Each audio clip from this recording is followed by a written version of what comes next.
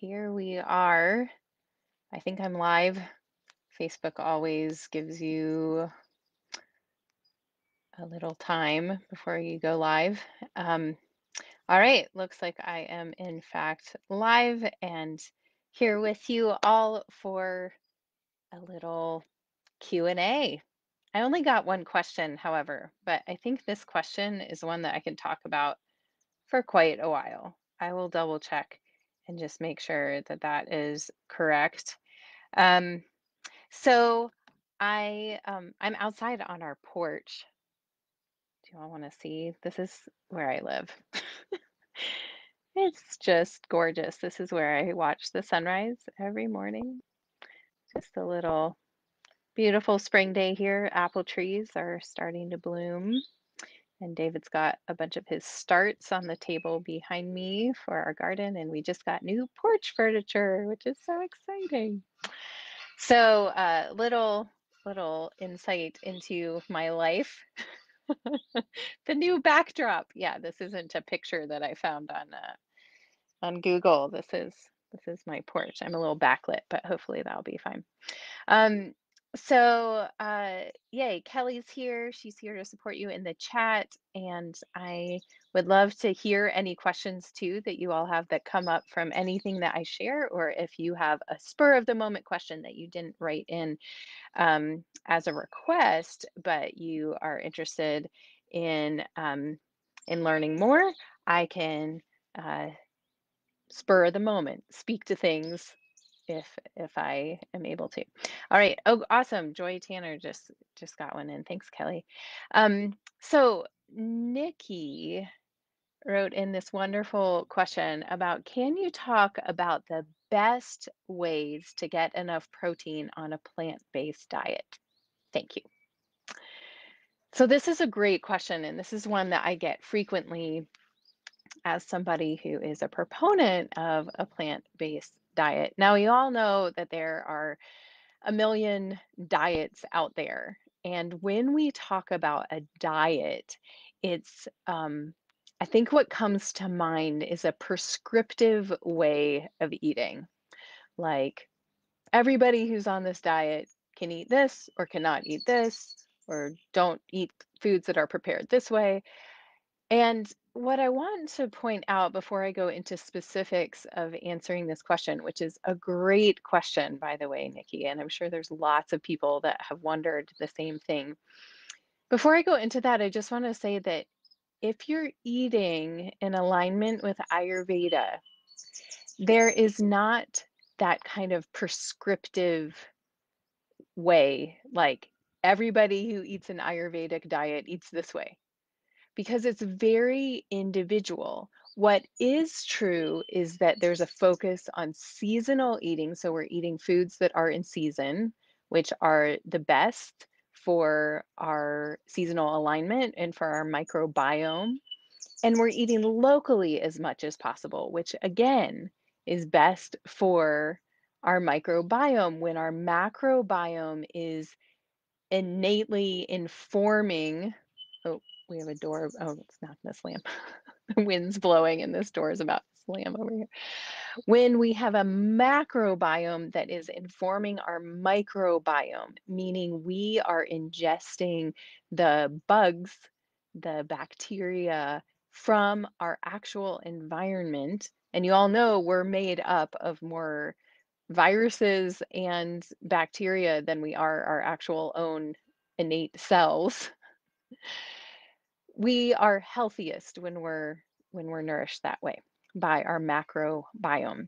Okay, so those are the things we want to look at. Now, in Ayurveda, it's not like everybody eats a certain way, as you all have learned, that we understand that we want to eat seasonally, we want to eat plant-based, and I'll talk more about that in just a moment, and we want to eat in alignment with our constitution. And this is really key as we understand plant-based diet because plant-based diet is going to look different depending on your constitution. Okay, so there's lots of information out there about what plant-based diet is. Now, some people will say that's vegetarian, some people say it's vegan. What I want to say about plant-based diet, my opinion, of what, or my take on what plant-based diet is from an Ayurvedic perspective, is that you're eating mostly plants. Regardless of your constitution, you're eating mostly plants. Now, that's going to look a little different depending on your constitution. So, for instance, if you are more kapha predominant, meaning the elements of earth and water are your primary makeup in your constitution, you need less heavy foods. So you're not going to need as much animal protein if you eat animal protein, or heavy grains even in your diet. And Pitta people are going to need more of a balance between heavy and light. And I'm referring to protein as a heavy food, okay? If you think about it, it's really dense. Proteins, whether they're animal protein or vegetable proteins, they're a more dense food. And then Vata people are going to need even more dense food. Now, the irony is that most Vata people who are made up, the elements are air and ether, tend to be light, thin body frame when they're in balance. All doshas can gain weight. The weight gain doesn't discriminate. Any dosha can gain weight, but the elements of Vata have a person when they're in balance being a lighter frame. I have a Vata body, and we actually need more protein, more animal protein if we are eating animal protein, or we need to be really on top of getting enough vegetable protein if we're doing that. So if we're eating a plant-based diet, Nikki, here's the answer to your question. If you're eating a plant-based diet, you want to eat mostly plants. And the fallacy in our culture is that we tend to think that plants don't have protein in them, and they do. And we need to learn about how to eat enough protein and the amount of vegetables that is ideal for most people to eat is a lot more than most people are eating. If you are to look at, um, if you were to look at your plate, you would want 50 to 75% of your plate to be vegetables. Now, the vegetables would depend on the season, and they would depend on your constitution what you're focusing on there. So vegetables contain protein, as do legumes, beans, and nuts and seeds. So those are good sources if you are not eating animal protein. And now Ayurveda is not a vegetarian system, and animal protein can be very helpful, but it's thought of more if you do need animal protein. And again, Vatas would be more likely to do well with animal protein, Pittas a little bit, and Kaphas not so much. But you want to eat it more like a condiment than a main course. Okay, and ideally in the middle of the day when your digestive fire is strongest. Okay, this is review for some of you, but helpful to know, repeat again and again this information. So what are some foods that are really high in protein? So I actually saw this question in time to pull out some notes. Okay, so when we like I said, we tend to be focused on getting enough protein. Um, and we hear lots of conversations about this, like, do you have enough protein in your diet? And oh my gosh, protein, protein, protein. And if we're eating a good amount of fresh foods, we're generally getting a fair amount of protein. But here's a good guideline is for you to calculate kind of, so this is a general estimation, is that you want 0.36 grams of protein per pound of you. Okay. And I would say that for your ideal body weight, okay, because you want to support your body at the weight that you feel healthiest at. Okay. So ideal body weight, So 0.36 grams of protein. So I just did this for myself. So I weigh around 120 pounds. So at 120 pounds with 0.36 grams of protein per pound, that comes out to I need around 43 grams of protein a day. Okay, so I'm just saying this about myself so that I give you a real life context for it. Okay, so 43 grams of protein. So here are um, some stats with that in terms of plant-based foods. Now, if you're aiming to have, and to be totally honest, I don't think in terms of calories. So I exist in a culture that focuses on calories, and one of my biggest achievements I feel like is for members of the Vitality Circle that I work with have said, I no longer think about food in terms of calories. I think about it in terms of nourishment. And that is like, yes, yes, yes. I love that. We want to think about nourishing ourselves, not in terms of good or bad calories, and then the whole conversation with food changes. However, I do want to point out if you're understanding food in terms of calories, that if you're eating, so a standard American aims to eat about 2,000 calories of food a day. And if we're looking at 2,000 calories of food a day, we want about 200 to 700 of those to be protein. Okay, so it's not even half, not even, yeah, kind of more like a third at most. Okay, so here are some foods that are good for eating in a plant-based diet, eating regularly, that have a fair amount of protein in them. So you can start thinking about this. So some of the highest are beans. And remember, the larger the bean, the more challenging it is to digest. So lentils are actually really high in protein and they're easy to digest. So 1 cup of cooked lentils has 18 grams of protein in it. That's awesome.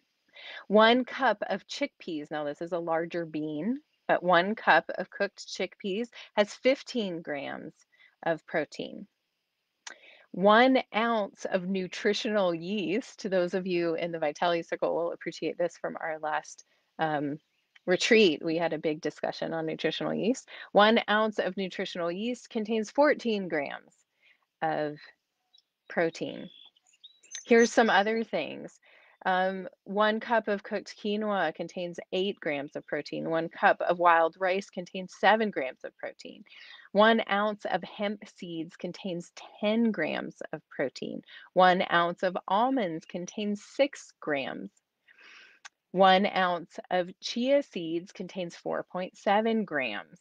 And let's look at actual vegetables. Green peas, 1 cup of green peas contains 8.6 grams of protein. Green peas, it's a pretty good dose of protein right there. 1 cup of Brussels sprouts, Kathleen Snelling's Brussels sprouts, I know you'll watch this eventually, is 5.6 grams of protein.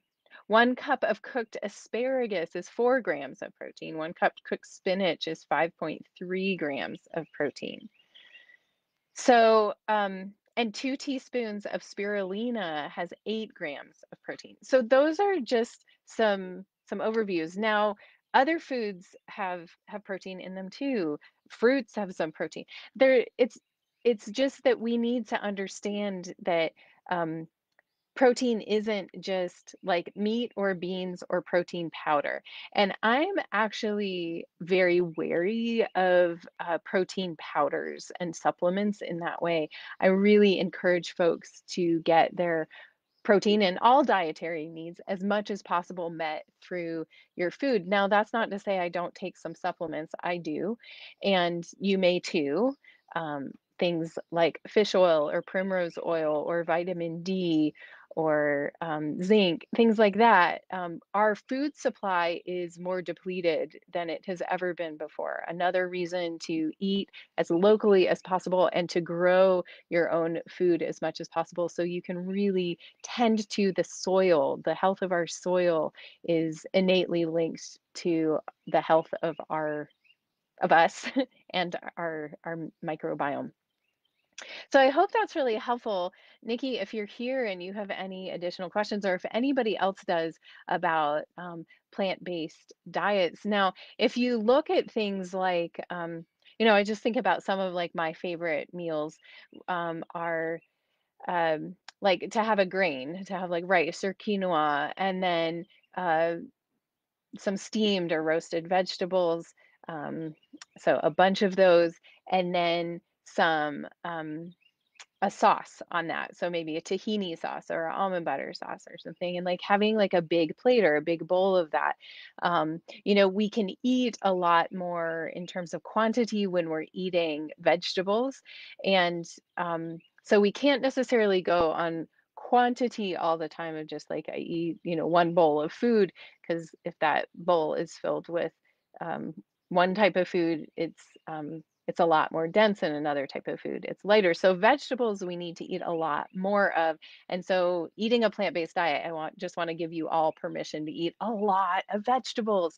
And like the earth can handle that. Like eating a lot of meat is not actually sustainable for our planet.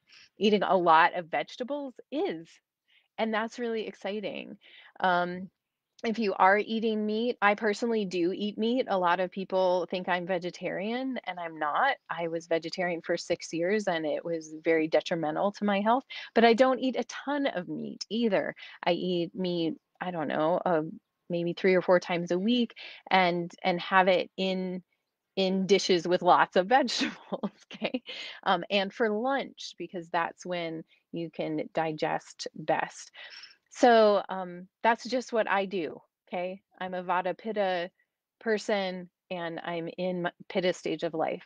I go fast and furious. If y'all don't know this about me, like my days are full and I need to be nourished well. So, I do best with a little animal protein in my diet.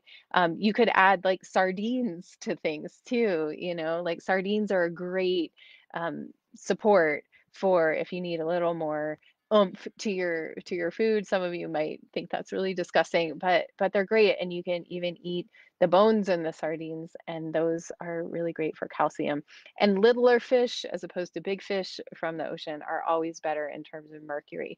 So we can get like caught. I mean, I could talk all day long about food and food choices, and the point is, like, we all just need to do what we can where we are with what we have, always. Because if we get too, I mean, there's like issues with every type of food, and it could make us like crazy, scary, obsessive, maniacal people, and we don't want that to happen either. We want to have peace around our our food choices and our eating. And so, yeah, there's a lot of contamination in the world, and there's a lot of nutritional knowledge out there that is dissecting food, and it's not the same as if we're just eating a food. We can take out like the vitamins and the proteins and the, fats and whatever out of the components out of a food, but there's a synergy that happens with eating an actual food, right? With eating a sweet potato as opposed to taking like beta carotene and, fiber and blah, blah, blah, blah, blah, right? That we have it all together there. All right, get down off that soapbox, but I hope that's helpful, and you can kind of calculate with that formula what your ideal or kind of standard protein intake should be. I'll say like that little formula doesn't come from Ayurveda. From an Ayurvedic perspective, I would also point out that your protein needs would change throughout the year. They change depending on your um, your uh, interaction with the natural world. Like in the springtime, we don't actually need as much protein as we need in the fall and the winter. Okay, so that's another thing to explore. And generally doctors will just take a snapshot. They'll look at your blood work or something from one point in time, not taking into consideration the season, your life stage, yada yada, right? So this is where the magic really comes in.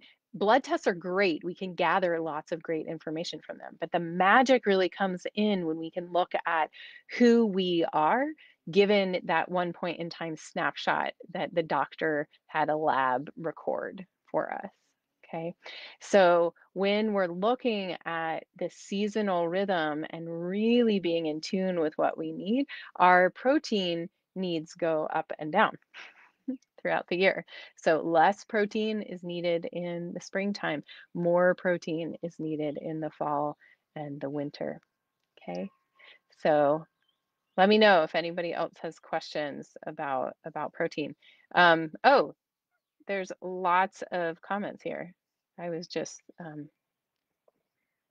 oh yeah, so Kelly asked, why do we need more protein in the fall and the winter? So that's a really great question. I didn't explain that. So in the fall and the winter, that season it's Vata season. So the elements in the environment that are predominant are air and ether. So it's a lightening up, kind of the environment is lightening up, the everything's drying out and dying basically, and that's the time of year when we need more like substantial and nourishing foods to help balance. We always want to be in balance. We are balancing out the the effects of the natural world, the seasonal cycles.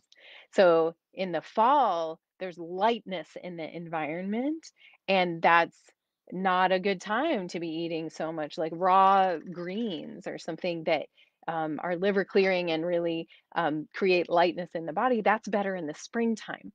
In the fall and the winter, we do better with really dense foods. And again, depending on your constitution, and this is why it's so great to learn about this stuff for yourself, right? To really dive in. If this is fascinating to you, it's totally fascinating to me, clearly. I've spent years studying it and teaching it and continue to study and teach it. So the springtime is better for the fresh foods that are coming into our environments, the spring greens, the wild greens that are coming in, and lighter proteins, smaller beans.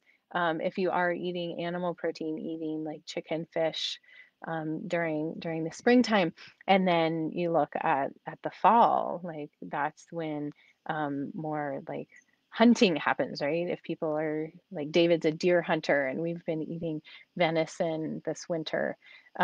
So those pieces are important to look at the timing of the year.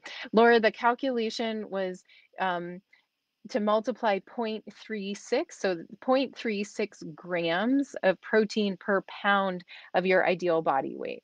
So so you can multiply that and find out how many grams of protein you ideally need in a day. So it's an interesting way to think about it. So I would say that would be like your maximum during the time of like the fall and the winter is that calculation, and then in the springtime needing a little less um, protein. Okay, and then let's see. These always go so fast. I clearly have a lot to say even with one question. Okay, so Joy says, how or when would you recommend eating goat cheese for Avada? How would you recommending eating cacao to Avada, who loves making yummy, healthy cacao treats? Once I start making them, I want a little something every day. Is adding a date to the end of every meal for a sweet okay, or is that like mixing fruit? Okay, great question. So a bunch of different questions. So how or when would you recommend eating goat cheese for Avada? In the summertime, so late spring, early summer, and having it with cooked vegetables or raw vegetables if you can handle raw. So this is specifically she asked about for Vada, predominant lady, which Joy is, and so goat cheese is it's kind of heavy. Dairy has a sweetness to it, even though those of us that eat more sweet foods don't really taste that in dairy. Dairy is considered sweet, and yeah, it's dense and cooling. So um, yeah, in the summertime with vegetables would be great. Um, I have a really awesome recipe. I wonder if I can find it. It's probably just in my head. For a beet goat cheese so it's basically like a chilled salad, but so you chop up beets, boil them, cook them, and then mix them in with I usually serve it warm actually, but you could chill it. So toasted walnuts, cilantro, cumin, salt, pepper, and goat cheese. And it's so good. So good. Fresh cilantro there. Okay, so that's a great summer salad. Beets are really nice for the liver.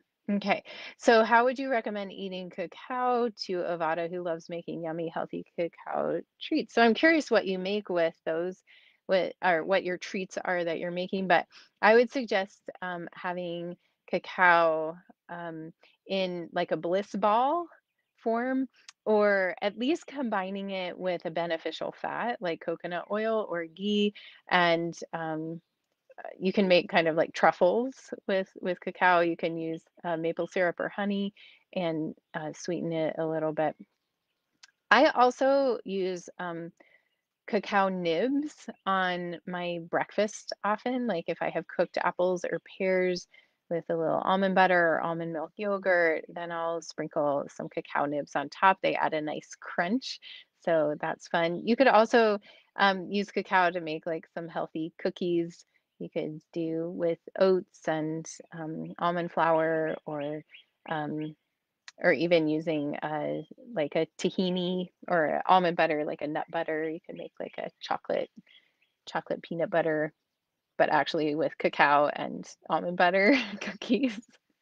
There's a great recipe in Kate O'Donnell's cookbook for a tahini cookie that you could use as a base. I actually made that with um, some uh, stevia sweetened chocolate chips, which was really, really tasty.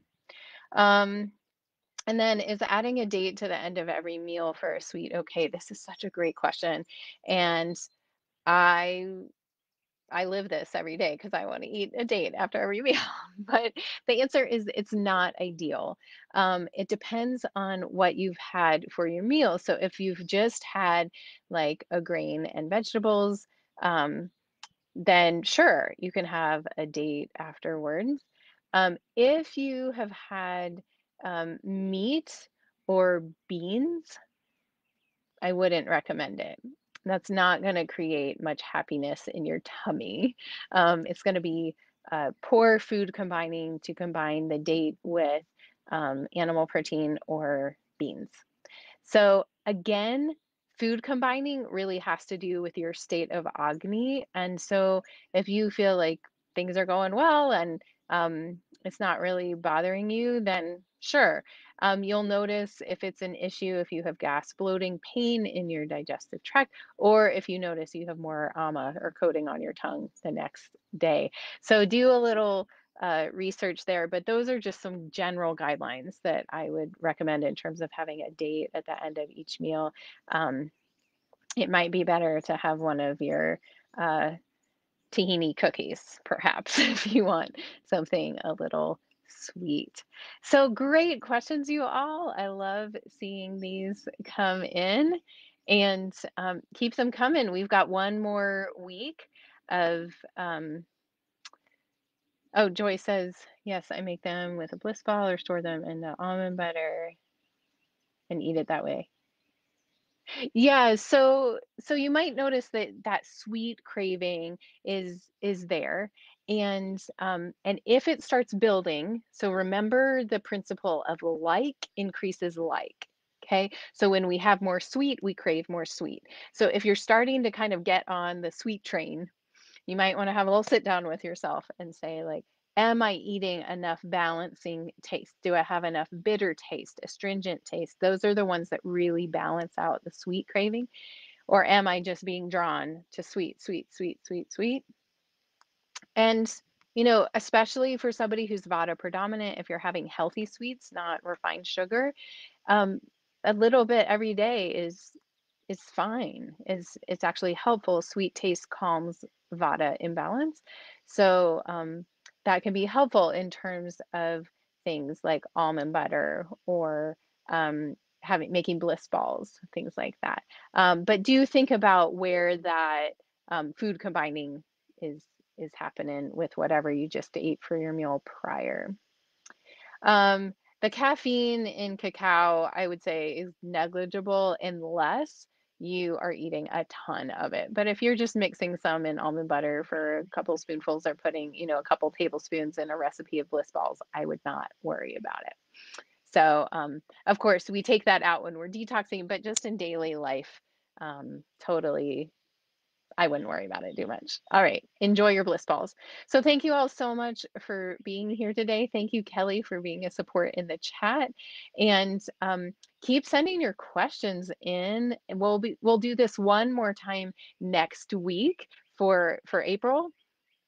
And then we'll go into May and we'll switch it up a little bit. I kind of like yeah, trying different things, doing some interviews, doing some live coaching, and then also these Q&As. So stay curious, stay engaged here in this group. And if you haven't yet, sign up for the One Habit to Thrive Challenge. Our spring One Habit to Thrive Challenge is starting a week from Thursday, and I'm just doing 2 days this time.